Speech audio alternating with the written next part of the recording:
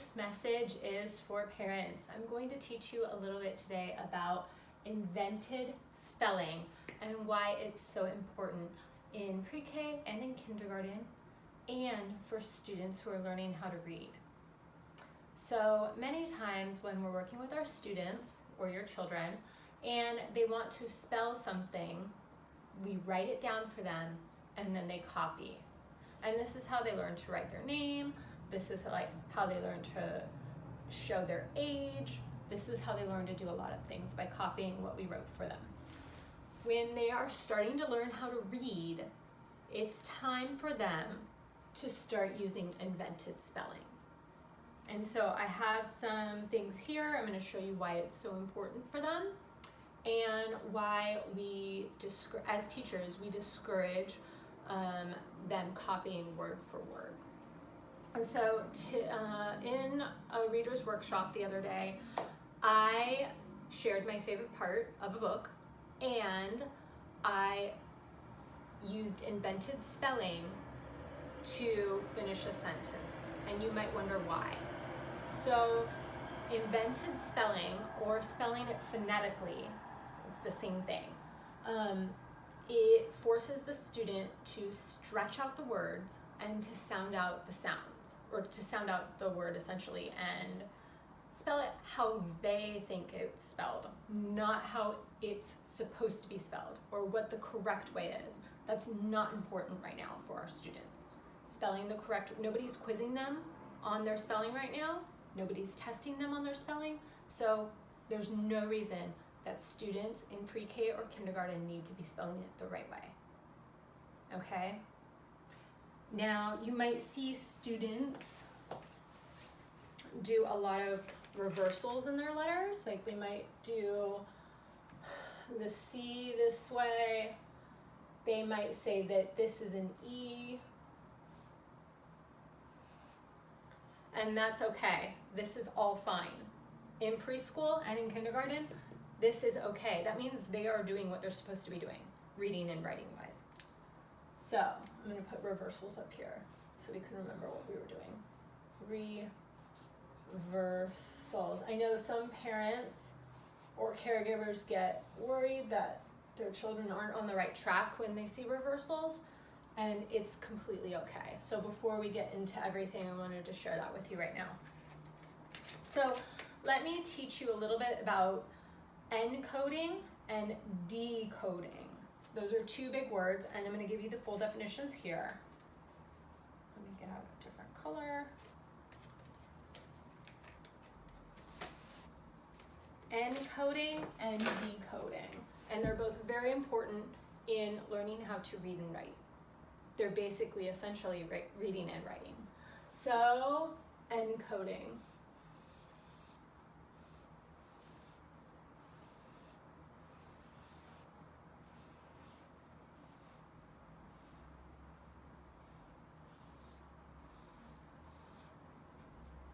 Encoding is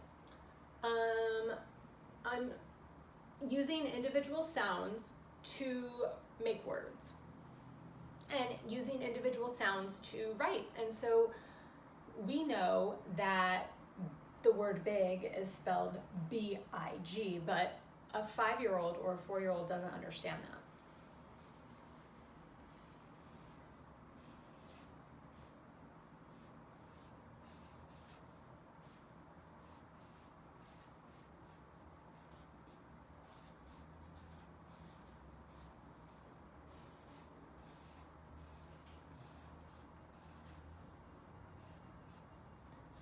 Spell, that's one word I forgot. And write.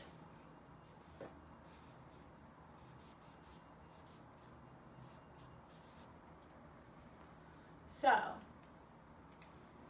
a student can write the word big, B-I-G, but that's only if they have learned the individual sounds for B, I, G, and they understand that they make those sounds, they know how to make the B, they know how to make the I, they know how to make the G, and then they put it all together. They might not hear that I sound in the middle. And this is super common, that they won't pick up. They'll hear the beginning sound, they'll hear the last sound, they're not going to hear the middle sound. And that's just a sign that they need to stretch out that word more. So they might spell it like this: big, big. I hear the G. And they'll spell it this way. And that's completely okay. If your child is in pre-K, kindergarten, and maybe even beginning of first grade and they're spelling it like this, that's okay. That's all right. Because we are encouraging them to isolate each sound that they hear. If they're copying it word from word, letter for letter, they're not doing any letter sound correspondence. Even though you might sit there with them and encourage it, they're not going to do it. And they're learning off of memorization, which gives them very little understanding of letter sound correspondence and the meaning of spelling. And so now I'm going to teach you decoding.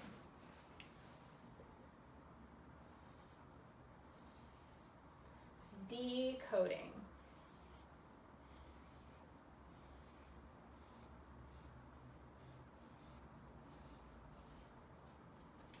And decoding is the opposite of encoding. So this was all about writing and how do I write down what I want to say, write the words, how do I spell? This is reading. So the proper definition for decoding is translating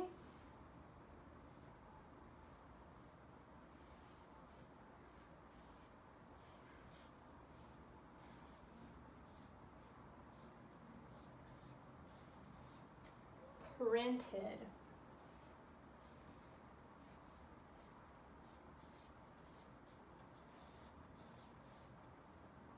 words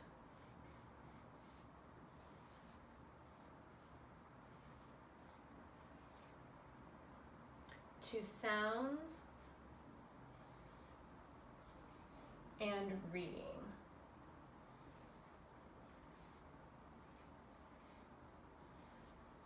So first, the students translate the printed words to sounds, like they sound out that word.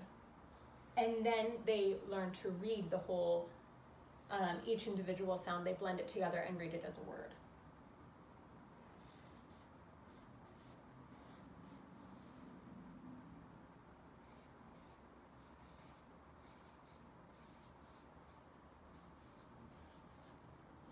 So, encoding is writing, basically, knowing how to spell out a word.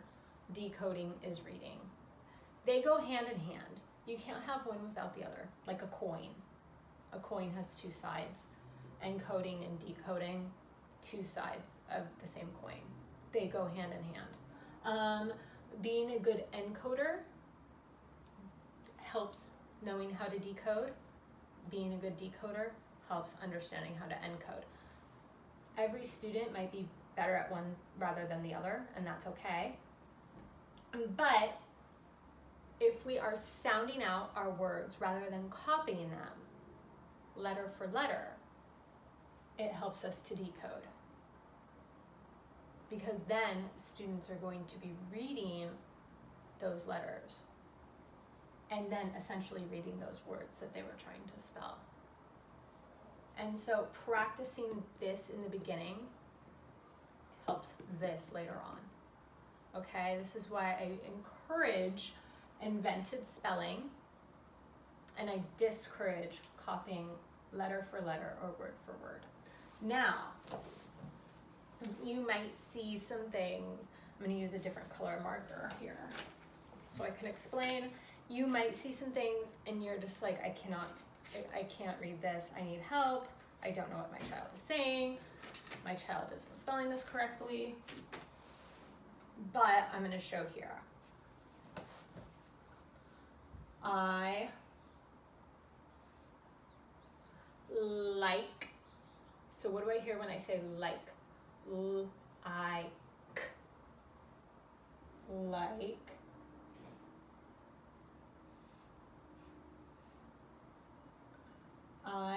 like summer. Summer is a big word for a child to spell on their own. I like I hear, you can say, you hear use the letterland characters. You hear Sammy Snakes.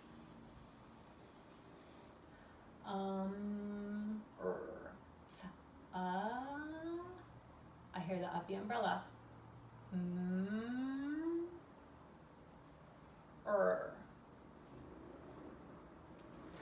I like summer, and that is okay. You do not need to correct your child and how they spelled it. If they did it this way, I would leave it like that. They sounded out some, and then they hear the R at the end. A 5-year-old doesn't need to know how to spell summer correctly. It's not necessary right now. They will learn the ER ending in 1st grade, okay? They will learn the double consonants, the 2 M's, later on too. But forcing them to learn all this in pre-K and in kindergarten, if they're not ready, it's just too much on their little brains. So I like summer.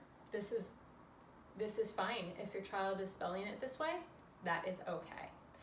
We want children to be confident in their spelling and confident in their reading. If they know that they're making mistakes, and if they know that sometimes adults can be disapproving of their mistakes, they get very discouraged. And we want them to be confident, and we want them to enjoy reading and enjoy writing. I'm going to sound out another one for you here down here.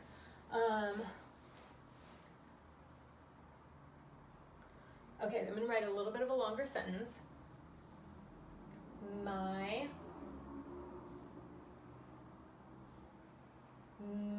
I dog g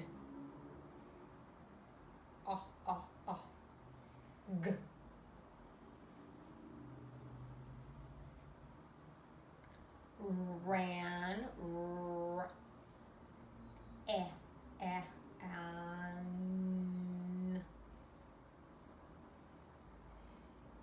in the park. In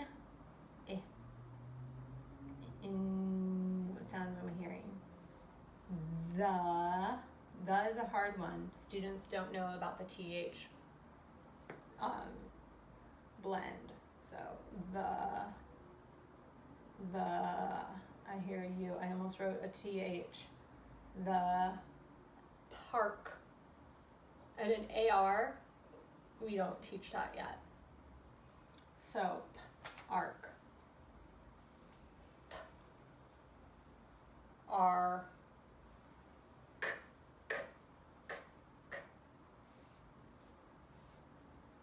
My dog ran in the park. Now, dog, I sounded out, and I sounded out ran. Again, it's very easy for your child to miss that letter, that middle letter. And they'll only put a DG. And that's okay. I would not worry about them not including that middle letter right now. Again, another reason why I discourage copying word for word is because they're working memory, and that is what you're able to do while you're doing it. You can think of it, adults can think of it as driving a car and trying to follow directions at the same time. It's really difficult. And then you have the radio playing, and there's just too much going on. You need to single out something. When a child is copying word for word, there's so much going on in their working memory that they're not able to comprehend sounds and writing that word correctly and doing all the other things that is going on. It's impossible for a child. That's why I encourage invented spelling. So again, my dog ran in the park, and then we put our period. So this is an overview of encoding, decoding, and I gave you some sample sentences right here of how children are going to be spelling from here on out in our class. I encourage invented spelling. I'm going to be writing in invented spelling, or I'm going to be spelling it phonetically. I encourage you to do it practice at home. If you have any questions, you can email me. And this is about it. This is all you need to know to encourage their encoding. We really want them to start spelling words as they hear them. And as they grow and learn more, they're going to get better at the encoding. And then they're going to start decoding. So this is it. Thank you. Bye-bye.